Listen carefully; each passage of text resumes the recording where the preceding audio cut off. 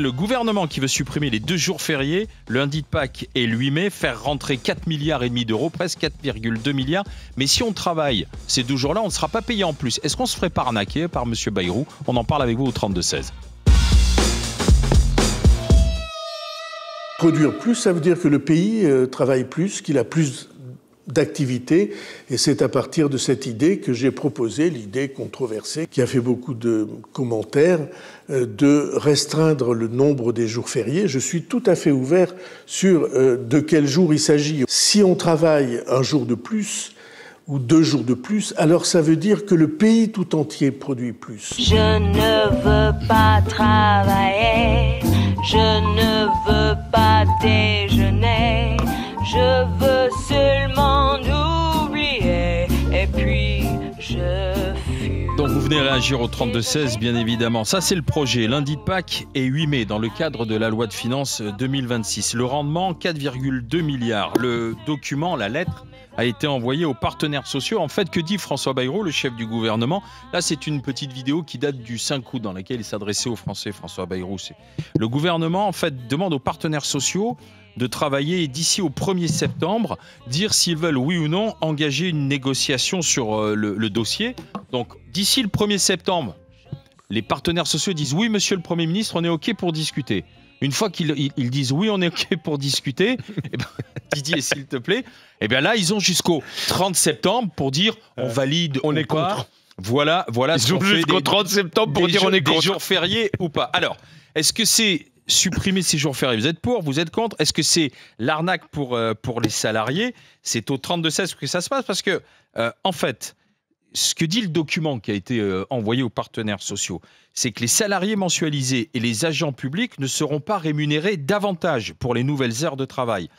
En revanche, les employeurs du secteur privé s'acquitteront d'une contribution qui sera affectée au budget de l'État. C'est-à-dire, vous savez, c'est le mécanisme de la journée de solidarité. Vous n'êtes pas payé plus, vous venez bosser. Ça s'appelle comment ça déjà? Mais ça s'appelle comment déjà? Ça s'appelle pas un impôt? Ah, ça s'appelle pas une sorte d'impôt déguisé? Oui, bah un impôt. Alors, un nouvel impôt en France, ça s'appelle une arnaque. Oui. Qu'est-ce que vous en dites? C'est au 32-16 que ça se passe, Charles. Ouais, contrairement à ce que dit le jeune Bayrou, je pense que c'est une solution de facilité. Parce que ça permet comptablement de faire rentrer d'un coup beaucoup d'argent dans les caisses publiques, mais ça fait qu'on ne s'attaque pas du tout au temps de travail dans la semaine.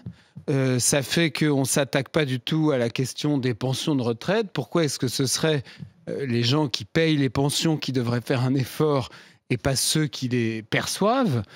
C'est une vraie question. Moi, je pense que ce qui aurait été plus courageux, c'était par exemple de baisser de 1% les pensions de retraite.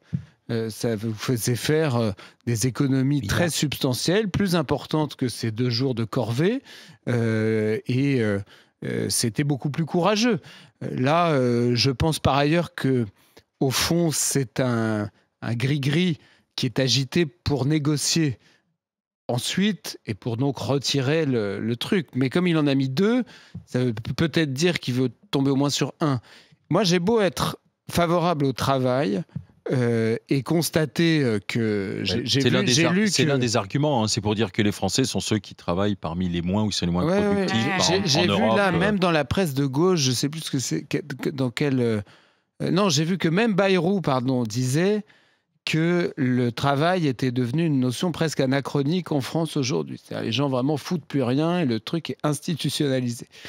Donc, mais moi, je suis plutôt favorable aux jours fériés, parce que les jours fériés, c'est quand même une espèce de soupape qui permet de respirer un peu quand, notamment, on n'est pas maître de son agenda, c'est-à-dire quand on est son propre patron, quand on est machin, bon, on peut se débrouiller, on peut s'arroger un vendredi, oui, mais on a déjà les jours fériés, on a les RTT, on a les congés payés, donc on peut peut-être se dire que voilà, le 8 mai 45, je trouve que c'est dans les livres d'histoire, dans les émissions télé. Oui, mais on l'enlève le lundi de Pâques aussi. Je pense que on aura beaucoup mieux fait de supprimer les 35 heures et de repasser par exemple à 39 heures plutôt que de supprimer des jours fériés. Je pense qu'on aura beaucoup mieux fait d'augmenter l'âge de départ en retraite que de supprimer des jours fériés. Je pense qu'on aura beaucoup mieux fait de supprimer des postes de fonctionnaires que de supprimer des jours fériés. C'est pour ça que je trouve que c'est une solution de facilité. C'est une fausse solution courageuse. Didier. Moi, pour compléter ce que dit Charles, je pense que le scénario du truc fait que ça sera inefficace. Parce qu'il annonce 4,5 milliards, mais moi, je te le donne en 1000, quoi. Il y a tous ceux qui ne sont pas concernés par la mesure. En gros, les indépendants. Voilà, ceux-là, donc déjà, ça ne changera rien. Il y a les autres. Et dans les autres, il y a des syndicats qui seront contre. Donc, je t'annonce que dans les 2 jours qu'ils annoncent, enfin que Bayrou annonce, à la fin, il en sortira un ou un demi qui ira directement dans les textes de l'État. Et là, je parle sous le contrôle de la prof d'histoire. Mais je pense qu'on réinvente l'impôt de corvée, quoi, qui avait été aboli pendant la Révolution française. C'est exactement l'impôt de corvée. C'est en gros, les salariés, ça change rien pour vous. Vous travaillez plus. Par contre, vos employeurs donneront un impôt supplémentaire à l'État, quoi. Et dans le même temps, pour que les entreprises passent la crise à venir, la compétitivité et tout ça, ils feront quoi? Ils feront des allègements de charges. Ça veut dire que en efficacité pour le budget, c'est nul. Nul, archi nul. Ça ne servira à rien, à mon avis. Ça ne changera en rien le trou dans le budget de la France, quoi. Barbara ? 57% du PIB français, c'est englouti par l'État, par les dépenses de l'État. Et il continue à dépenser. Et ça continue à dépenser. Le 17 juillet... dépenses de l'État tout, notamment ce qu'a évoqué. On est sur 880 milliards d'euros par an, uniquement pour les retraites et l'assurance maladie. Oui, mais c'est un retour sur investissement. C'est ce que Jean-Luc Mélenchon appelle, tu sais, du gain décalé. Bien sûr, le gain décalé, bien sûr. Quand tu vas à l'hôpital. S'il veut le gain décalé, il y a 1200 agences publiques d'État, c'est 90 milliards. Ça, c'est pas de l'investissement décalé, c'est du je me fous de la gueule du monde.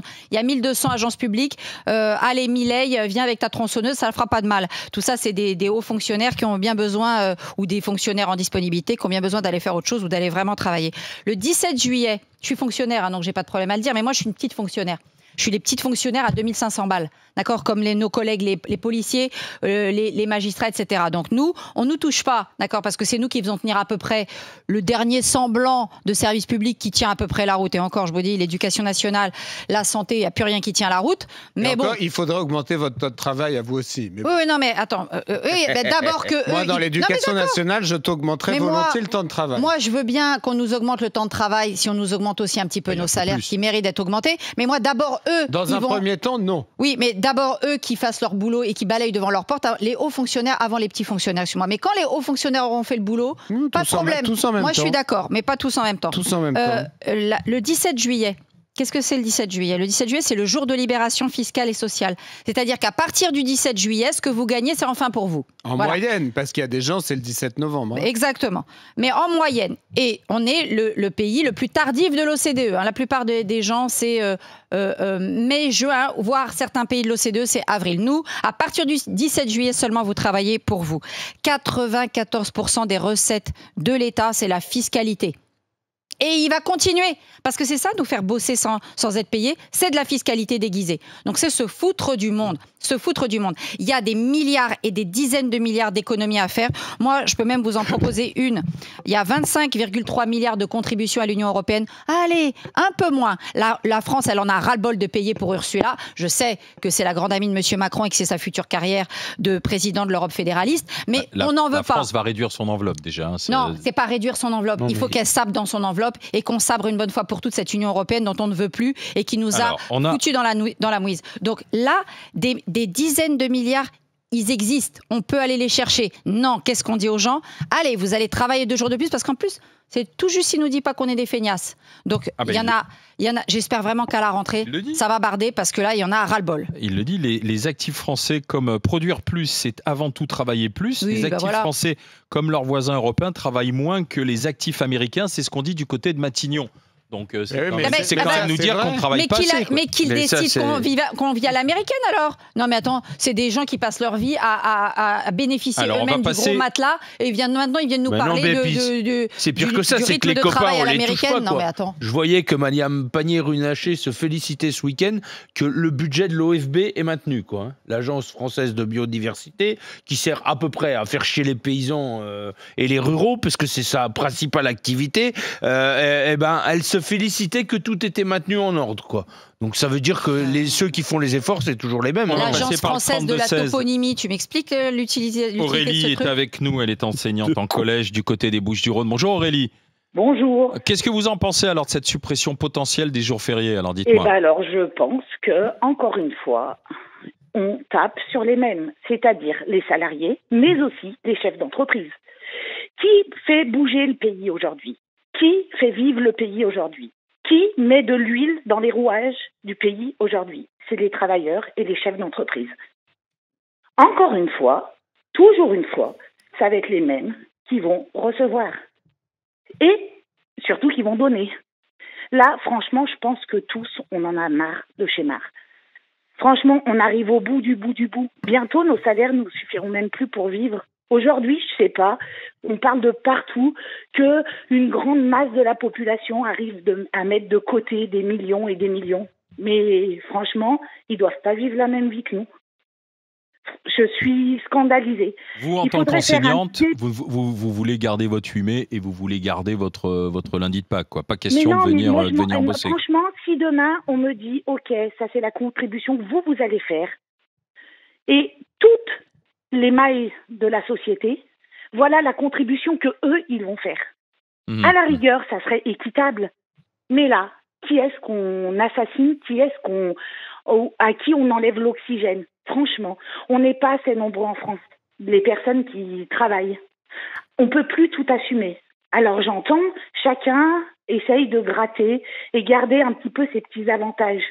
Moi, demain, on me dirait, voilà, l'État, on dépoussière, clac, clac, clac, les anciens présidents de la République, les anciens députés, les anciens ci, les anciens ça, on leur enlève tout ce qu'on leur donne en plus. Social et environnemental. Leur multi-retraite, parce qu'ils ont des retraites, des cumulards de la retraite. Mais Aurélie, mais ça c'est des symboles, hein. Il y a aussi le train de vie quand même, globalement. Ça s'appelle l'État monarchique obèse. Est-ce que vous seriez prête à ce qu'on ne sucre pas ces jours fériés, mais à travailler un peu plus dans la semaine? Mais moi, je m'en fiche, mais si tout le monde donne. Oui, aujourd'hui, moi je donne et je ne reçois rien. Voilà. Je donne juste, je donne des taxes, je donne des impôts, moi j'ai le droit à rien. Mon enfant est au collège aussi, je paye le max de la cantine. Quand je prends l'essence pour aller à mon boulot, rien ne m'est remboursé. D'accord? Quand je dois demander quoi que ce soit, j'ai le droit à rien. Rien. Pourquoi? Parce qu'on a trop de revenus. Mais nos revenus aujourd'hui, c'est peau de chagrin à la fin du mois. On ne peut plus vivre avec nos salaires en France.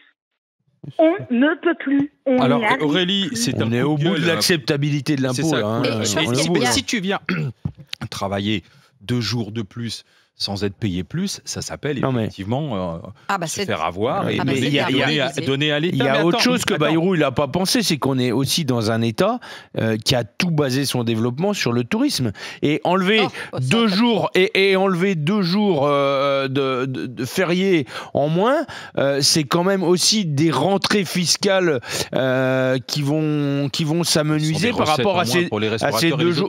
Pour tous ceux qui vivent du tourisme, c'est-à-dire plein d'endroits en France. Quoi. Oui, mais Didier, ça aussi, ça a été une grosse ânerie. Excuse-moi, nous, quand on allait à l'école, on n'avait pas 2 semaines en février, 2 semaines à Pâques. Une semaine, ça suffisait largement. Barbara. On a fait ça pour les sports d'hiver et pour le tourisme.